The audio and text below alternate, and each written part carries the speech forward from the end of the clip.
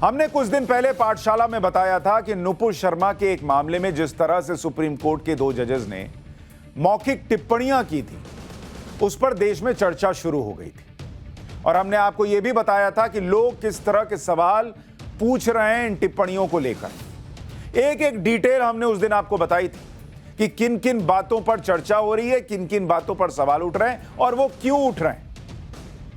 बहुत सारे लोग ये मान रहे थे कि ये टिप्पणियां जो सुप्रीम कोर्ट के जजेस ने नुपुर शर्मा को लेकर की, उस मामले में की, वो गैर जरूरी थी और इसका केस से कोई लेना देना नहीं था, ये बहुतों को लगा।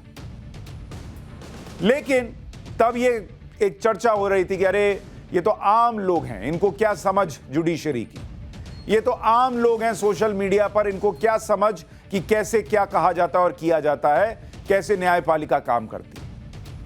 लेकिन जो बात लोगों के मन में थी, अब वही बात देश के 117 प्रबुद्ध लोगों ने एक ओपन लेटर में कही है। और इन 117 लोगों में महत्वपूर्ण यह है कि इसमें रिटायर्ड जजेस शामिल हैं जिन्होंने ये चिट्ठी लिखी है, इसमें पूर्व ब्यूरोक्रेट्स शामिल हैं जिन्होंने इस चिट्ठी का समर्थन किया है, और इसमें सेना के पूर्व अधिकारी शामिल हैं। यानी देश के बड़े बड़े पदों पर अपनी भूमिका और जिम्मेदारी निभा चुके लोगों ने इस चिट्ठी को लिखा और बहुत ही सख्त बातें सुप्रीम कोर्ट के जजेस की उन टिप्पणियों को लेकर की हैं जिसको लेकर देश में चर्चा हो रही थी। इस लेटर में नुपुर शर्मा के केस में कोर्ट की टिप्पणियों पर चिंता जताई गई है और मैं चाहता हूं कि आपको दिखाऊं और बताऊं कि इस चिट्ठी के एक एक शब्द में क्या कहा गया है। यहां तक कह दिया गया है कि इस तरह की टिप्पणियां जो उस दिन सुप्रीम कोर्ट के जजेस ने की और अपने ही जजमेंट में नहीं डाली, उसे इन 117 लोगों ने अपनी चिट्ठी में यह माना कि सुप्रीम कोर्ट लक्ष्मण रेखा लांघ गई। लक्ष्मण रेखा लांघना यह बताया गया इस चिट्ठी में, और इसमें पूर्व जजेस शामिल हैं। इस ओपन लेटर को 15 रिटायर्ड जजेस, 77 पूर्व ब्यूरोक्रेट्स और 25 पूर्व सैन्य अधिकारियों का सपोर्ट है, उन्होंने हस्ताक्षर किए हैं इस पर। लेटर में 117 प्रबुद्ध लोगों के हवाले से जो लिखा गया है वो आज देश को सुनना चाहिए। इसमें कहा गया है कि नुपुर शर्मा के केस में कोर्ट की टिप्पणी, शब्द का चयन देखिए इन लोगों ने क्या किया है, कि दुर्भाग्यपूर्ण है और चौंकाने वाली है। देश के पूर्व जजेस जिन्होंने अपना जीवन न्यायपालिका को समर्पित किया, उन्हें लगता है कि सुप्रीम कोर्ट के जजेस ने जो उस दिन टिप्पणी की वो बेहद दुर्भाग्यपूर्ण और चौंकाने वाला था। इतना ही नहीं, इन्होंने यह भी लिखा इस चिट्ठी में कि ये टिप्पणियां न्यायिक आचरण और निष्पक्षता पर खरी नहीं उतरती। अब सोचिए कितना गंभीर है कि इस देश के जजेस कुछ टिप्पणी करें और उसको इसी देश के पूर्व जज कहें कि ये टिप्पणियां निष्पक्ष नहीं है। ये जुडिशरी का जो आचरण होना चाहिए, न्यायिक आचरण, उस पर खरी नहीं उतरती हैं। कितनी गंभीर बातें लिखी गई हैं। इसमें लिखा गया है कि जो टिप्पणियां की गई उसका नुपुर शर्मा की याचिका से कोई संबंध ही नहीं था। उस दिन लोग भी यही पूछ रहे थे कि जब मामले को, एफआईआर को क्लब करने की बात हो रही थी, तो नुपुर शर्मा जिम्मेदार है या नहीं, ये कैसे कह दिया गया। नुपुर शर्मा ही जिम्मेदार है, ये कैसे कह दिया गया। हमने वीडियो देखा है, क्या जजेस जो है वो वीडियो देखकर निर्णय देंगे? क्या जजेस बिना सामने वाले को सुने निर्णय दे देंगे, या निर्णय दे दिया है ऐसा उनकी टिप्पणी से लगने लगेगा? क्या ये सब ठीक है? यही बातें आम लोग पूछ रहे थे और आज यही बातें पूर्व जज और सारे प्रबुद्ध लोग इस चिट्ठी में लिखकर कह रहे हैं कि इसका तो कोई लेना देना नहीं था केस से, टिप्पणी का क्या मतलब था। न्याय देने की कसौटी पर इस तरह की टिप्पणी बिल्कुल सही नहीं है, यह कहा गया इस चिट्ठी। वास्तव में नुपुर शर्मा को न्यायिक प्रक्रिया से वंचित किया गया।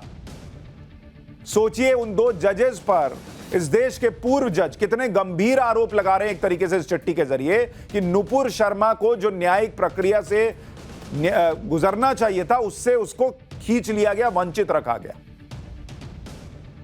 इतना ही नहीं, सबसे बड़ी टिप्पणी यह आई इस चिट्ठी में कि यह संविधान की प्रस्तावना, उसकी आत्मा और उसके सार का उल्लंघन है। इन 117 लोगों में 15 पूर्व जजेस हैं और उनके नाम गिनाऊंगा उन जजेस के जो कि हाई कोर्ट के जजेस रहे, हाई कोर्ट के चीफ जस्टिस भी रहे। वो कह रहे हैं कि जजेस ने जो उस दिन कहा वो तो संविधान की प्रस्तावना और उसकी आत्मा और सार का उल्लंघन था। यह कहना कि नुपुर शर्मा अकेले जिम्मेदार है, इस टिप्पणी के पीछे कोई तर्क नहीं दिखा इन लोगों को। इस तरह की टिप्पणी से उदयपुर की बर्बर घटना को दोषमुक्त करने की धारणा बनी। एग्जैक्टली वही बात जो उस दिन लोग सवाल उठा रहे थे कि जब आप ये कह देंगे कि नुपुर अकेले जिम्मेदार है, तो जिन लोगों ने उदयपुर में मारा, उस जैसी सोच रखने वालों का तो मनोबल बढ़ेगा कि देखो, जब इस महिला ने ऐसा कर दिया इसलिए हम ये कर रहे हैं। किसी को मारने की कोई वजह बताई जा सकती है क्या, वाजिब वजह? यह कहना कि यह सब एजेंडे को हवा देने के लिए किया गया, यह टिप्पणी भी अनुचित बता दी गई इस चिट्ठी में इन लोगों के जरिए। कानूनी क्षेत्र में काम करने वाले इन टिप्पणियों से हैरान और परेशान है कि एफआईआर दर्ज होने से गिरफ्तारी भी होनी चाहिए। चिट्ठी में यह भी लिखा गया कि देश की बाकी एजेंसीज पर इस तरह की टिप्पणियां चिंता पैदा करने वाली हैं। इस तरह की टिप्पणियों ने सबसे बड़े लोकतंत्र में न्याय देने वाले सिस्टम पर अमिट घाव दे दिए हैं।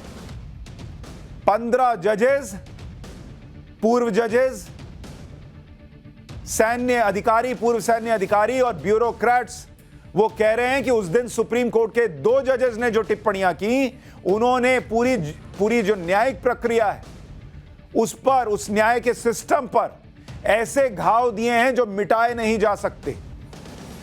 टिप्पणियों को सुधारने के लिए तुरंत कदम उठाए जाने चाहिए, क्योंकि इससे देश की सुरक्षा को भी खतरा है। एग्जैक्टली वही लाइंस, वही बातें, वही चिंताएं जो इस देश के लोगों के मन में उस दिन उठ रही थी, उन्हीं जजेस, पूर्व जजेस ने और सारे लोगों ने वही जाहिर की है इस चिट्ठी में। इस तरह की टिप्पणी से उदयपुर वाली घटना पर भी असर पड़ेगा, जिसकी जांच अभी जारी है। याचिकाकर्ता को बिना ट्रायल के दोषी मान लेना, उसे न्याय से वंचित करना और लोकतांत्रिक सोसाइटी के लिए सही नहीं है। बहुत जबरदस्त, जिसको कहते हैं स्ट्रॉन्ग वर्ड्स लिखे गए हैं इस चिट्ठी में। सोचिए, और कहा भी गया है, चिट्ठी के शुरू में कहा गया है कि चूंकि सुप्रीम कोर्ट के जजेस ने लक्ष्मण रेखा लांघ दी, ये इन लोगों ने लिखा, इसलिए मजबूर होकर यह लिखना पड़ रहा है।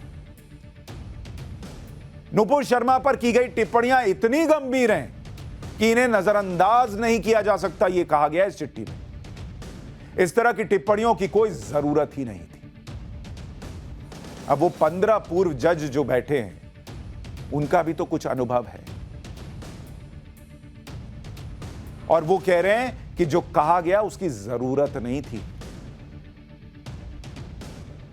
देश के 15 पूर्व जजेस को यह लेटर लिखने की जरूरत इसलिए पड़ी क्योंकि सुप्रीम कोर्ट ने नुपुर शर्मा पर बहुत सख्त टिप्पणियां कर दी थी। मैं आपको याद दिलाता हूं सुप्रीम कोर्ट के जजेस ने उस दिन क्या कहा था। उन्होंने कहा था कि देश में जो हो रहा है उसके लिए यह महिला अकेले जिम्मेदार है, अकेले यह महिला। नुपुर शर्मा की बदजुबानी की वजह से पूरे देश में आग लग गई, यह कह दिया। उदयपुर में हुई दुर्भाग्यपूर्ण घटना के लिए उनका बयान ही जिम्मेदार है, उदयपुर की घटना के लिए। नुपुर शर्मा को इस तरह का बयान देने की क्या जरूरत थी? नुपुर शर्मा को टीवी पर जाकर देश से माफी मांगनी चाहिए। एक राष्ट्रीय दल की प्रवक्ता होने से आपत्तिजनक बातें करने का लाइसेंस नहीं मिलता, यह तक उस दिन सुप्रीम कोर्ट के जजेस ने टिप्पणी में कह दिया।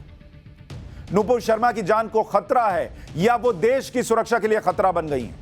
अपने बयान को वापस लेने में देर की और बाद में शर्त के साथ माफी मांगी, ये सारी टिप्पणियां उस दिन की गई थी, और इन्हीं टिप्पणियों से इस देश के 15 पूर्व जजेस और बाकियों को लगा, जिन्होंने वो चिट्ठी लिखी जो मैं अभी आपको दिखा रहा था, कि लक्ष्मण रेखा लांघ दी गई।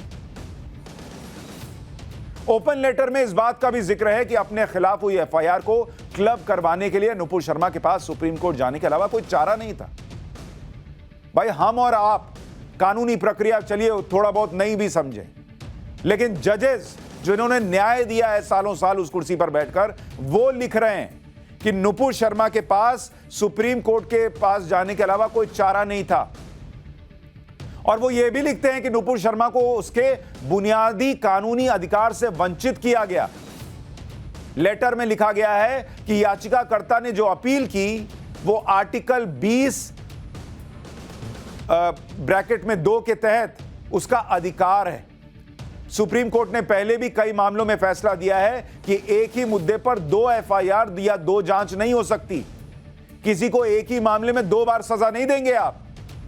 इस तरह का एक्शन संविधान में दिए बुनियादी अधिकारों का उल्लंघन है।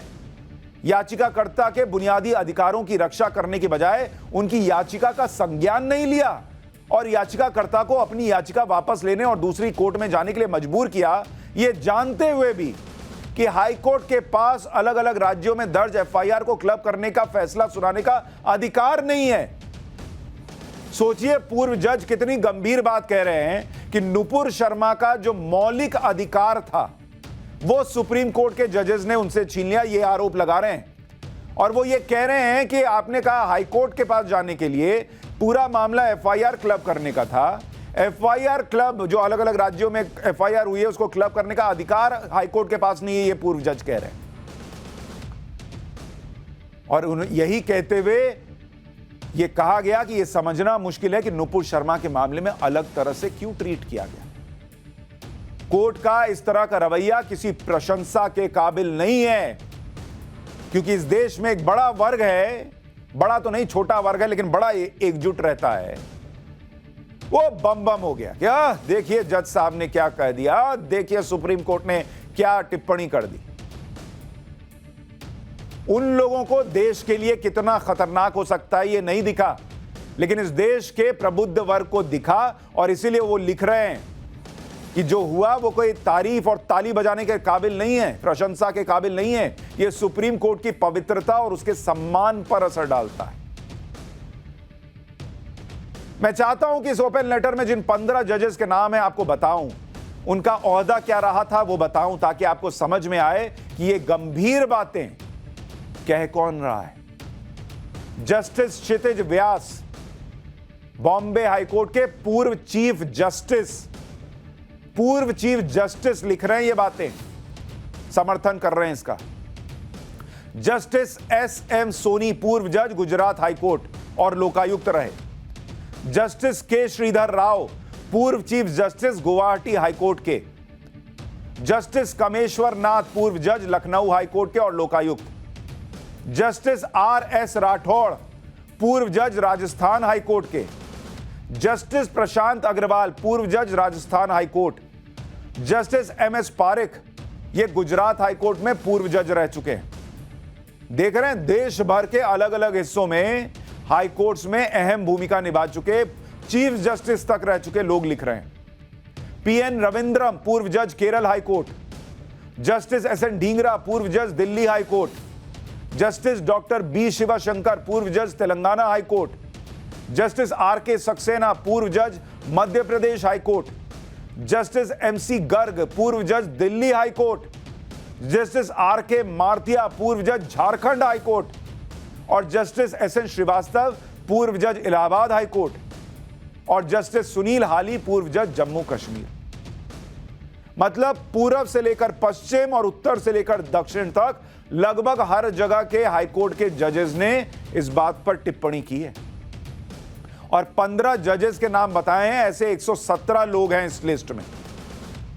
जजेस का नाम इसलिए बता दिया क्योंकि ये खुद जुडिशरी से जुड़े हैं और इनको एक एक चीज की जानकारी रही है। चीफ जस्टिस हाईकोर्ट में रहकर रिटायर हुए और वो कह रहे हैं ये बातें। कोई सोशल मीडिया का ट्रोलर नहीं है, कोई आम आदमी नहीं है, कोई पत्रकार नहीं है। ये जजेस हैं जो ये बातें कहकर गए हैं कि ऐसा अमिट घाव दिया है उन जजेस की टिप्पणी ने, जिसे मिटाना बड़ा मुश्किल है, लेकिन इसे मिटाया जाना चाहिए। ओपन लेटर में जो बातें की गई वो लोगों के मन में आए वही सवाल है जो सवाल सुप्रीम कोर्ट की सख्त टिप्पणियों के बाद उठे थे। क्योंकि इन टिप्पणियों का एक बड़ा खतरा यह दिख रहा था कि इन टिप्पणियों की आड़ लेकर कुछ लोग सारी जिम्मेदारी नुपुर शर्मा पर डाल देंगे और उदयपुर, अमरावती जैसी घटनाओं को अंजाम देने वाले सरतन से जुदा गैंग को जस्टिफाई करने में लग जाएंगे। पूरे देश को यह खतरा समझना चाहिए। खबरों के पीछे की खबर पहुंचाते हैं हम, आपकी आवाज को मुद्दा बनाते हैं हम। टाइम्स नाउ नवभारत को YouTube पर लाइव देखिए, सब्सक्राइब करिए और बेल आइकन जरूर दबाइए।